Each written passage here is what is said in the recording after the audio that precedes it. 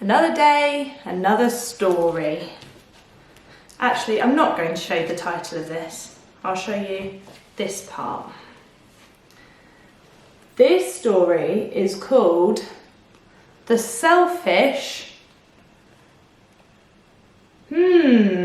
Crocodile or Alligator. Now, I only know the difference because when I went travelling in Florida is one of the only places in the world, in fact I think it's the only place in the world that has crocodiles and alligators that live side by side. So I wanted to find out what the difference is. And I can tell you that this is a crocodile. And it's a crocodile because crocodiles show their teeth when they close their mouths and alligators don't. Also, crocodiles have pointier snouts, kind of like a triangle, and an alligator has like a U-shaped snout, so it's rounder. Fun fact for the day. The selfish crocodile. What does the word selfish mean? It's not a very nice one. It kind of means that you only think about yourself. You don't think about other people. I wonder why he's selfish. Deep in the forest, in the river, lived a large crocodile. He was a very selfish crocodile. He didn't want any creature to drink or bathe in the river. He thought it was his river. Every day he shouted to the creatures in the forest, "Stay away from my river! It's my river! If you come in my river, I'll eat you all."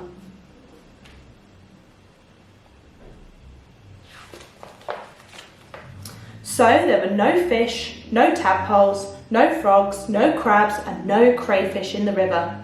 All were afraid of the selfish crocodile.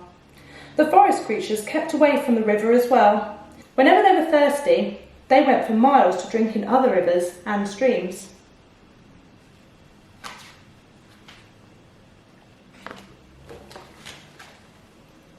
Every day the crocodile lay on his great big back in the sun, picking his big sharp teeth with a stick. But early one morning, the forest was awakened by a loud groaning sound.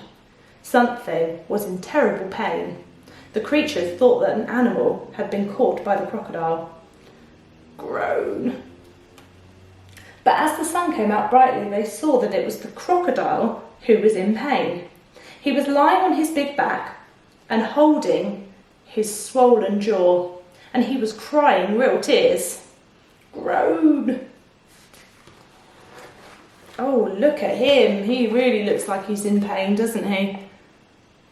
Rolling around like that. The creatures drew closer, but not too close. Some of the creatures felt sorry for the crocodile. "What's the matter with him?" asked a deer. "I don't know," said a squirrel. "Maybe he's going to die," chirped a blackbird. "If that happens, we'll be safe to go in the river," grunted a wild pig. The animals thought about this. They hung from branches and they hung from vines. They buzzed in the air and they shook their heads as they watched the great big crocodile in pain. No animal tried to help. "Well, that's not so kind, is it? They're not going to help him. I wonder why they're not going to help him though. Is there a reason?"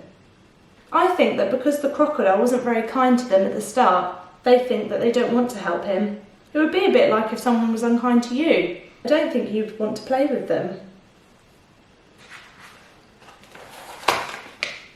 Suddenly, a little mouse appeared, sniffing the air.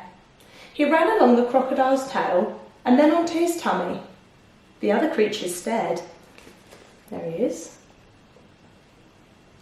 running all the way along. I'm just going to come a bit closer for this bit. "Look at that mouse," chattered a monkey. "He's either very brave or very mad. He's going to be eaten for sure," said an iguana. The mouse crept along the crocodile's big neck and to his open mouth. There was a hush in the forest. I can see what's wrong with the crocodile. Can you spot something that's wrong? What might be giving him pain? Look at that tooth.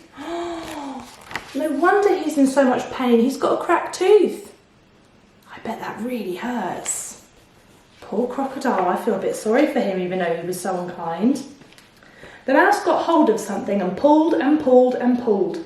Then he put it on his shoulder and walked out of the crocodile's mouth.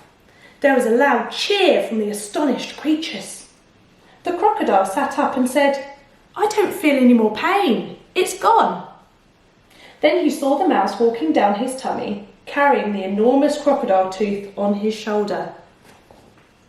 He's taken it out.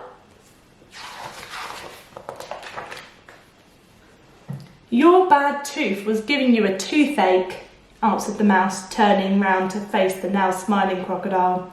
"Do you want it back?" "Oh, no, no, no, get rid of it. And when you've done that, come back and I'll have a present for you." The mouse went and buried the bad tooth under the tree. Then when he returned, the crocodile had a nice juicy nut waiting for him. It's given him a nut to say thank you. As the crocodile watched the mouse eating the nut, he said to him, "You were really clever for getting rid of my toothache. And kind too. I'm so grateful. But what should I do if my toothache comes back?" "Don't worry, I'll help you take care of your teeth," answered the mouse, nibbling. Soon the crocodile and the mouse were the best of friends.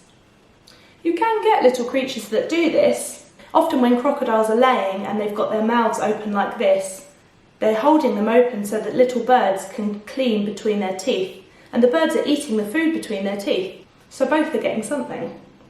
And one day the crocodile sent all the animals an invitation. "Please come to drink and bathe in the river. I won't hurt you. The river belongs to us all," he said.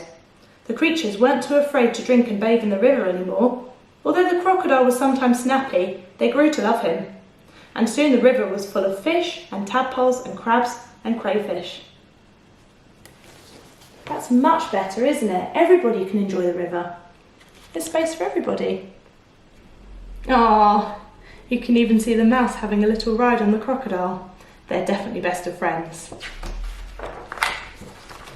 What did you like about that story? That's definitely a story about being kind, isn't it? If the crocodile was kind in the first place, he might have had a few more people to look after him and help him when he actually needed it. Thank you for listening to this story so beautifully with me. See you all soon. Bye everybody.